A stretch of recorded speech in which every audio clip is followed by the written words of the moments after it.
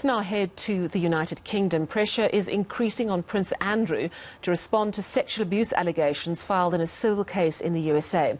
Let's discuss this and other matters from the UK. I'm joined now by our London correspondent, Olly Barratt. So, Olly, the claims by Virginia Giuffre that when she was 17 she was forced to have sex with Prince Andrew. Has there been any response from the Prince or from the royal family?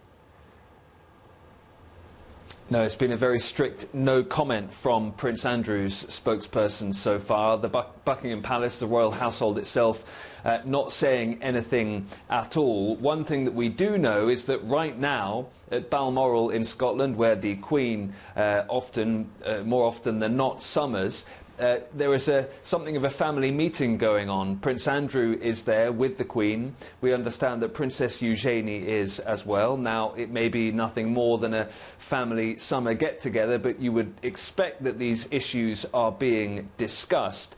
Prince Andrew doesn't necessarily have to do anything at this point. The lawyers for Virginia Giuffre in America are saying that they believe that Prince Andrew should respond, should come forward with information, should engage in the judicial process. But this is a civil case, so he will not be forced in any way to do so, as he is in the United Kingdom at the moment, away from the clutches of that court. It is possible that the civil case could proceed without him, without any engagement from him. Not necessarily a good look for Prince Andrew to maintain that distance and not engage. And indeed, authorities in the United States have said previously, and the lawyers for Virginia Giuffre also say, that they don't believe that Prince Andrew has cooperated in the various investigations going on with American authorities.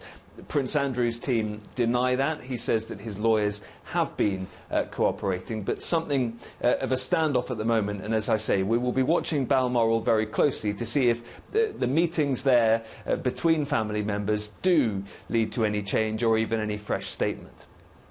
Now, we know that the vaccination numbers have been strong in the UK and life is starting to get back to some semblance of normality. We're also hearing today about a Pfizer booster campaign worth £1 billion. That's going to be for summer 2022, your summer, I presume, so in other words, this time next year, which is fantastic news for the UK. But this booster issue is a really contentious one because it's happening before countries such as ours are fully vaccinated. And they're saying, hang on a minute, please can we just vaccinate everyone before we go to the boosters? Quite right, and even scientists here involved in the UK's vaccination campaign, some of them are saying exactly that out loud as well. By the way, this would be the second booster campaign. The reports in the Times newspaper suggest that the UK has spent £1 billion on doses of the Pfizer vaccine, which would be rolled out, as you say, next year.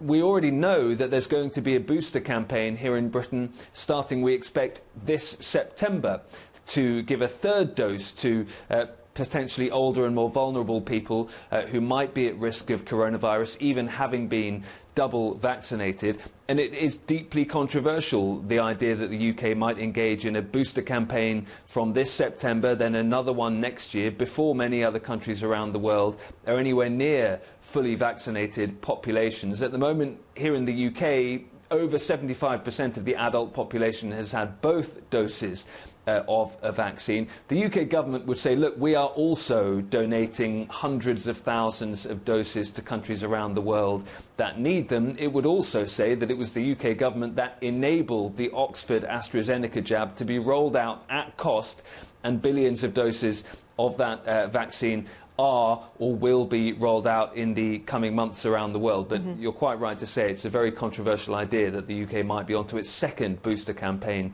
by next year. Yeah, absolutely. Well, thank you so much for that update. That is our correspondent in London, Olly Barratt. Now